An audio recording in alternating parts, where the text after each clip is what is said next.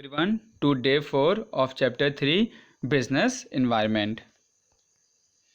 Students, day 3 में हम लोग ने एक टॉपिक ही लिया था, इम्पोर्टेंस और सिग्निफिकेंस ऑफ बिजनेस इन्वायरमेंट, है ना। कुछ पॉइंट्स से सामने लिखे हुए हैं, मैं इनको क्विकली देख लेता हूँ। पहला पॉइंट है identify opportunities and taking first mover advantage. Second point, just like opportunities environment में थ्रेट्स होते हैं, तो identify threats and take them as early warning signals. Then tapping useful resources helps in coping with rapid changes. Then helps in planning and policy formulation. और last, it helps in improving performance of the business. ठीक है, आज का हमारा topic जो है वो है सबसे पहले कॉन्सेप्ट ऑफ LPG। इसको हम देखेंगे ये क्या है, कैसे है। Second, impact of government policy changes on business and industry. ठीक है, तो आज के दो टॉपिक हम स्टार्ट करते हैं। पहला टॉपिक ले लेते हैं। सबसे पहले जो हमारा कॉन्सेप्ट ऑफ LPG था उसके बारे में देख लेते हैं कि वो कैसे आया, कब आया, उसकी ज़रूरत क्या थी। ठीक है, तो सबसे पहले मैंने यहाँ पे स्लाइड ही रख दी है, reasons for new economic policy. Students, हुआ क्या था, इंडिपेंडेंस के बाद जब हमारा देश आज़ाद हुआ था उसके बाद हर पॉलिसी में, हर प्लान में डेवलपमेंट के लिए बात होती थी कि हमें अपने डेवलपमेंट करना है अलग अलग सेक्टर्स का। अब उन सेक्टर्स को डेवलप करने के लिए पैसा चाहिए, चाहे वो हैवी इंडस्ट्रीज़ हो, चाहे वो आपका एग्रीकल्चर हो या कोई भी दूसरा सेक्टर हो। तो क्या किया हमारे देश ने, जो financial institutions, international financial institutions थी, उनसे लोन लेना स्टार्ट कर दिया, वर्ल्ड बैंक से हो चाहे IMF से हो। अब जब भी भाई डेवलपमेंट चाहिए, चाहे वो मैंने कहा ना ये सेक्टर वाइज डेवलपमेंट के लिए हो या इंफ्रास्ट्रक्चर भी डेवलपमेंट के लिए हो, ठीक है, पैसा लेते रहे। अब स्टूडेंट, हम जानते हैं कि हम अगर लोन लेंगे तो उस लोन पे इंटरेस्ट भी देना होगा। तो क्या हुआ, लोन लेते रहते हुए बहुत लोन ले लिया तो उसका इंटरेस्ट भी बढ़ गया। ठीक है, अब इंटरेस्ट तो हमें पेमेंट करना ही करना है। तो क्या हुआ, हमें इन इंटरनेशनल फाइनेंशियल इंस्टीट्यूशंस की बार बार इंटरेस्ट देते रहे, तो पैसा जो है, जो रेवेन्यू है, गवर्नमेंट के पास कम बचा। ठीक है, तो 1991 में जो हमारे तब के प्राइम मिनिस्टर थे PV नरसिम्हा राव, उन्होंने जो अपने मिनिस्टर्स अपनी मीटिंग किया, उसमें बात किया कि भाई कोई ऐसी पॉलिसी लाइए ताकि हम इस प्रॉब्लम से हट सकें। अब स्टूडेंट्स, क्या हुआ बताएं ना कि मैंने लोन बढ़ता गया, उस पर इंटरेस्ट देते रहे, यहाँ तक कि हमारी कंट्री को ना गोल्ड भी, जो कि बहुत इंपॉर्टेंट रिजर्व होता है किसी कंट्री को, वो देना पड़ा as a part of payment या गिरवी रखवाना पड़ा। ठीक है ना, तो उस लिए 1991 में ये न्यू इकोनॉमिक पॉलिसी लाया गया। तो यहाँ पे कुछ मेन रीजंस लिखे गए हैं, कुछ मेन रीजंस जिनके वजह से न्यू इकोनॉमिक पॉलिसी 1991 में लाई गई। पहला प्रॉब्लम है राइज इन इंटरनल डेब्ट, जो हमने बताया, जो डेब्ट लिया गया वर्ल्ड बैंक से, IMF से, जो फाइनेंशियल इंस्टीट्यूशंस हैं इंटरनेशनली, उनसे लोन लिया गया तो पेमेंट के लिए। दूसरा, उस समय इन्फ्लेशन भी बढ़ता जा रहा था, हमारे पास फॉरेन ट्रेड जो है घटता जा रहा था, इम्पोर्ट्स बहुत बढ़ रहे थे, और हम टेक्नोलॉजी मंगवाए जा रहे थे डेवलपमेंट के लिए एंड सो ऑन, इसलिए हमारा बैलेंस पेमेंट भी अनफेवरेबल होता जा रहा था। फॉरेन रिज़र्व्स जो कि कोई भी कंट्री यूज़ करती है फॉरेन कंट्री की पेमेंट के लिए, उनके रिज़र्व्स भी घटते जा रहे थे। मैंने बताया गोल्ड भी घटता जा रहा था, उसके रिज़र्व्स घटते जा रहे थे।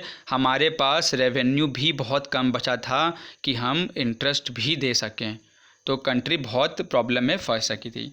इसलिए PV नरसिम्हा राव सर ने क्या किया, बात किया, और उस समय के हमारे जो फाइनेंस मिनिस्टर थे, जो फाइनेंशियल मैटर्स संभालते थे, वो डॉक्टर मनमोहन सिंह थे। तो उस समय ये न्यू इकोनॉमिक पॉलिसी लाई गई 1991 में, है ना स्टूडेंट्स। ठीक है, अब इस न्यू इकोनॉमिक पॉलिसी में क्या क्या था, इस न्यू इकोनॉमिक पॉलिसी में 3 कॉन्सेप्ट्स पे बहुत ध्यान दिया गया है, जो कि L, P और G के नाम से बहुत कॉमनली डिस्कस किए जाते हैं। L से लिबरलाइजेशन, P से प्राइवेटाइजेशन और G से ग्लोबलाइजेशन। ठीक है, तो स्टूडेंट्स आज हम इसको थोड़ा शॉर्ट में देख लेते हैं कि ये कॉन्सेप्ट्स क्या थे LPG के। L for liberalisation, students simply हम कहें तो लिबरलाइजेशन रिफर्स टू लॉ और रूल्स बीइंग रिलैक्स्ड। लिबरल कर दिया मतलब रिलैक्स कर दिया। क्या किया गवर्नमेंट ने इकोनॉमिक रिफॉर्म्स में, जितनी भी लॉज और रूल्स थे उनको रिलैक्स कर दिया, लिबरल कर दिया। Related to what? Related to licensing system. Students क्या किया गवर्नमेंट ने? लिबरलाइज कर दिया इंडियन बिजनेस और इंडस्ट्रीज़ को from all unnecessary controls and restrictions related to licensing. ठीक है, वो उसको हटा दिया। क्या क्या किया इसके लिए, क्या क्या स्टेप्स लिए गए? जो लाइसेंसिंग सिस्टम था वो कुछ इंडस्ट्रीज़ को छोड़कर बाकी जगह अबॉलिश कर दिया गया, हटा दिया गया। ठीक है। सेकेंडली, जो बिज़नेस थे उनको अपना जो बिज़नेस एक्टिविटी का स्केल होता है उनको या तो बढ़ाने की इजाज़त लेनी होती थी या घटाने की इजाज़त, इसको भी हटा दिया। यानी कि एक्सपेंशन या कॉन्ट्रैक्शन करना है उस पर रिस्ट्रिक्शंस नहीं है। Third, removal of restrictions on movements of goods and services. Next, reduction in tax rates and lifting of unnecessary controls over the economy. Next, simplifying procedures for imports and exports. तो ये कुछ methods कह रहे हैं, economic reforms लाए गए liberalisation के अंदर, जिसमें मैंने कीवर्ड मार्क कर दिया अननेसेसरी कंट्रोल्स एंड रिस्ट्रिक्शंस। मैंने बात की, इनको अबॉलिश कर दिया गया, हटा दिया गया। नेक्स्ट है प्राइवेटाइजेशन। स्टूडेंट, प्राइवेटाइजेशन बहुत ही कॉमन वर्ड है जो आजकल हम न्यूज़पेपर में ज़रूर पढ़ते जा रहे हैं कि गवर्नमेंट पब्लिक सेक्टर को प्राइवेटाइज़ कर रही है, ऐसे करके आता है। तो अब प्राइवेटाइजेशन का मतलब क्या है? देखिए यहाँ पे मैंने हर पैराग्राफ में कुछ कीवर्ड्स डिनोट कर दिए ताकि कॉन्सेप्ट समझ में आएगा। लिखा हुआ है privatisation aimed at giving greater role to the private sector. देखिए नाम में छुपा है प्राइवेटाइजेशन, यानी कि किसका रोल बढ़ता जाएगा? प्राइवेट सेक्टर का। किसमें? In the nation building process and reduced role to the public sector. Students क्या होता था पहले, जब भी इंफ्रास्ट्रक्चर डेवलपमेंट या हैवी इंडस्ट्रीज़ में बात होती थी तो पब्लिक सेक्टर का रोल काफ़ी होता था। लेकिन प्राइवेटाइजेशन के थ्रू जो है, जो नेशन बिल्डिंग प्रोसेस मैंने वर्ड यूज़ किया है, इसका रोल दे दिया गया मेनली प्राइवेट सेक्टर को। किसके हाथों से निकाल कर? पब्लिक सेक्टर के हाथों से निकाल कर। ठीक है। अब ये मैंने वर्ड जो यूज़ किया, किसके हाथों में दे दिया गया? प्राइवेट सेक्टर के हाथों में। किसके हाथों से निकाल कर? पब्लिक सेक्टर के हाथों से निकाल कर। कैसे? Transfer of ownership, management and control of public sector enterprise to the private sector. Government ने क्या किया, जो ओनरशिप था, मैनेजमेंट था या कंट्रोल था इन पब्लिक सेक्टर एंटरप्राइजेस का, वो किसके हाथों में दे दिया? प्राइवेट सेक्टर के हाथों में दे दिया। ठीक है। अब कैसे किया इसको? For this government adopted policy of planned disinvestment. ये स्टूडेंट्स वर्ड हमारा 11th का पढ़ा हुआ है। डिसइन्वेस्टमेंट में क्या होता है? गवर्नमेंट जो पब्लिक कंपनी होती है, पब्लिक सेक्टर होता है, उसके जो शेयर्स होते हैं वो प्राइवेट सेक्टर को बेच देता है। तो इससे क्या हुआ? डाइल्यूशन हो गया। गवर्नमेंट की जो कंपनी है, गवर्नमेंट की जो ओनरशिप है, डाइल्यूशन होकर किसके हाथों में चला गया? प्राइवेट सेक्टर के हाथों में चला गया। मैनेजमेंट और ओनरशिप प्राइवेट सेक्टर के हाथों में आ गई। ठीक है। तो इसके थ्रू गवर्नमेंट ने प्राइवेटाइजेशन किया है। मैंने एक एग्जांपल भी यहाँ पे दिया है। एयर इंडिया का आजकल बहुत न्यूज़ में जाता है, प्राइवेटाइज जो है, इसका लेटेस्ट एग्जांपल हम इसको याद रख सकते हैं। आगे बढ़ते हैं। ग्लोबलाइजेशन। स्टूडेंट, ग्लोबलाइजेशन क्या है? Globalisation means integration of various economies of the world. ठीक है। देखो स्टूडेंट्स, क्या होता है? ग्लोबल मीन्स हम ग्लोबल बात करेंगे तो अपनी कंट्री के रेफरेंस में तो बाकी जितनी भी कंट्रीज़ हैं जब एक साथ ले लेंगे और उनको इंटीग्रेट कर देंगे, एक साथ जोड़ देंगे, तो ये ग्लोबलाइजेशन कहलाएगा। अब ग्लोबलाइजेशन जो है, इसमें जो देखो हम जानते भी हैं कि इकोनॉमीज़ जो हैं, डिफरेंट कंट्रीज़ जो हैं, वो एक दूसरे पे इंटरडिपेंडेंट हैं। ठीक है। तो क्या किया, globalisation involves an increased level of interaction and interdependence among the various nations, यानी कि डिफरेंट जितनी भी हमारे नेशंस हैं, कंट्रीज़ हैं, उनके साथ इंटरेक्शन और इंटरडिपेंडेंस बढ़ता गया। हम जानते हैं ये जो मल्टीनेशनल कंपनीज़ हमारे यहाँ हमारी कंट्रीज़ में आती हैं, या बैंक्स या दूसरे जो हमारे दूसरी मल्टीनेशनल कंपनीज हमारी कंट्री में ऑपरेट करती हैं, ये सब ग्लोबलाइजेशन के थ्रू ही हमारी कंट्री में आई हैं। ठीक है, that is integration of various economies, सारी इकोनॉमीज इंटीग्रेट हो गई हैं, एक साथ काम कर रही हैं। कैसे? It is done by permitting free flow of imports. होता क्या था पहले, बिफोर 1991 जब इकोनॉमिक रिफॉर्म्स आए थे, तो उससे पहले इम्पोर्ट्स पे भी रिस्ट्रिक्शंस थे कि इतनी क्वांटिटी इंपोर्ट कर सकते हैं, या इंपोर्ट का लाइसेंस भी सबको नहीं मिलता था। इंपोर्ट पे जो टैरिफ्स लगते थे या ड्यूटीज़ लगती थी वो भी काफ़ी हाई होती थी, तो इंपोर्ट जो था वो फ्री फ्लो नहीं हो पाता था। वो फ्री फ्लो कर दिया, एक्सपोर्ट्स को बढ़ावा दिया। एक्सपोर्ट्स को बढ़ावा देने का भी तरीका वही है, जो टैरिफ स्ट्रक्चर है यानी कि जो ड्यूटीज़ हैं उसको रैशनलाइज कर दिया गया। ठीक है, ताकि एक्सपोर्ट्स बढ़ें गुड्स और सर्विसेज के। और जो कैपिटल का फ्लो है, यानी कि हमारी कंट्री में जो पैसा लगा सकता है या हमारी कंट्री का कोई बिजनेस दूसरी कंट्री पैसा लगा सकता है, उस पर भी जो रिस्ट्रिक्शंस थी वो अननेसेसरीली हटा दी। ठीक है, तो इससे क्या हुआ, जो एक जोग्राफिकल गैप था कंट्रीज़ के बीच में वो अब हट गया।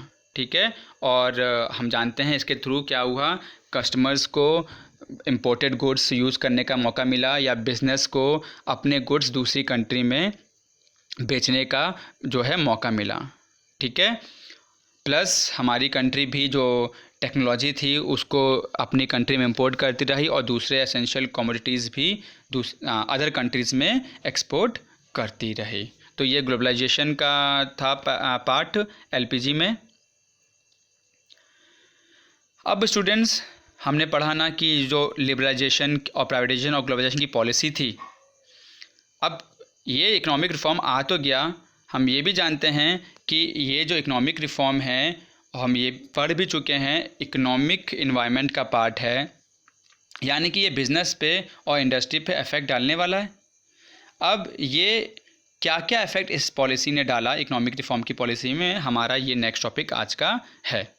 ठीक है, तो अभी तक हमने क्या कॉन्सेप्ट पढ़ा, concept of LPG, liberalisation, privatisation and globalisation. अब हम इसका इम्पैक्ट पढ़ेंगे, इम्पैक्ट इसने हमारे बिजनेस और इंडस्ट्री में डाला। पॉइंट वाइज देख लेते हैं। सबसे पहला है इंक्रीजिंग कंपटीशन।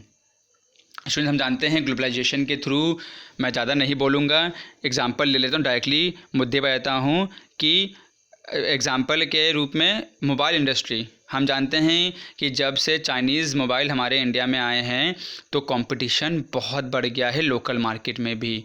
ठीक है ना, ये वीवो, ओप्पो, MI, इनके आने से क्या हुआ है, कंपटीशन बहुत ज़्यादा बढ़ गया है। सिमिलरली लाइसेंसिंग जो पॉलिसी है गवर्नमेंट की लिबरलाइजेशन के अंदर, वो भी लिबरल होने से काफ़ी भले इंडियन फर्म्स हों या फॉरेन फर्म्स हों, दोनों आने से कंपटीशन बहुत बढ़ गया है डिफरेंट कंपनीज़ में। एक एग्जांपल मैंने मोबाइल इंडस्ट्रीज़ का ले लिया है, आप बैंकिंग का भी ले सकते हैं। बैंकिंग जैसे फॉरेन बैंक्स हमारे इंडिया में आके ऑपरेट कर रहे हैं, तो कंपटीशन हमारे जो पब्लिक सेक्टर बैंक्स हैं उनको भी मिलने लगा है।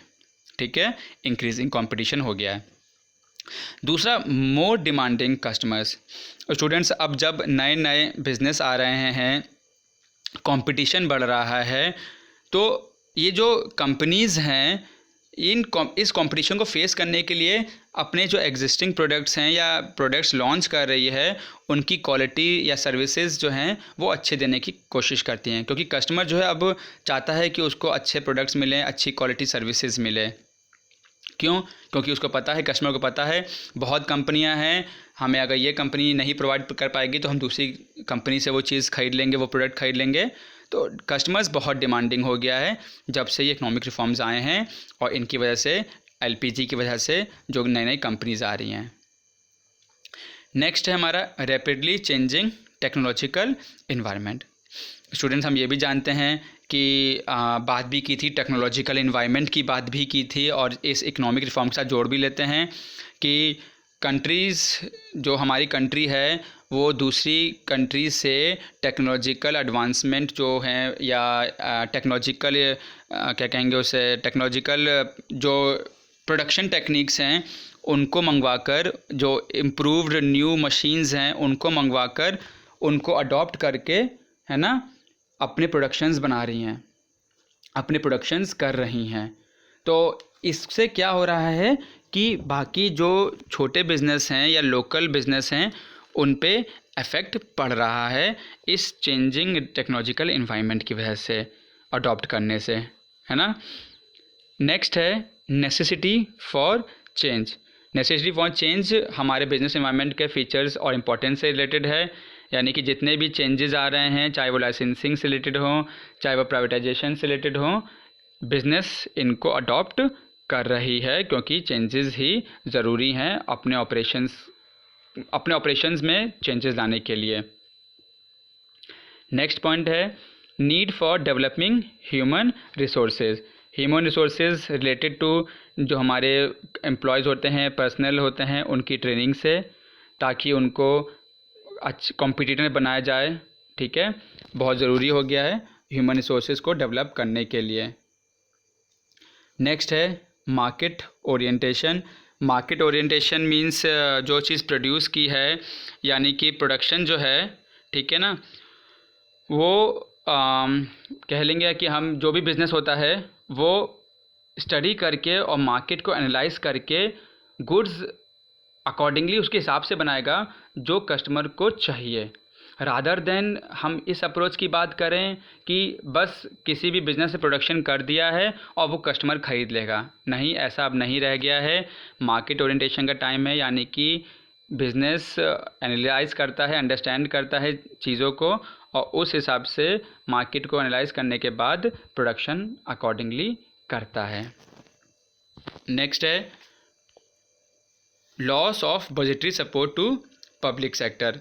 स्टूडेंट्स, हम जानते हैं कि गवर्नमेंट ने क्या किया है कि पब्लिक सेक्टर जो कि लॉस में अगर लगातार जा रही हैं तो उनके लिए क्या किया है, जो सपोर्ट है वो हटा दिया है, रादर देन उनको प्राइवेटाइज़ करना स्टार्ट कर दिया है, यानी कि पब्लिक सेक्टर के हाथ में देना स्टार्ट कर दिया है। ठीक है, तो ये आज का हमारा टॉपिक था।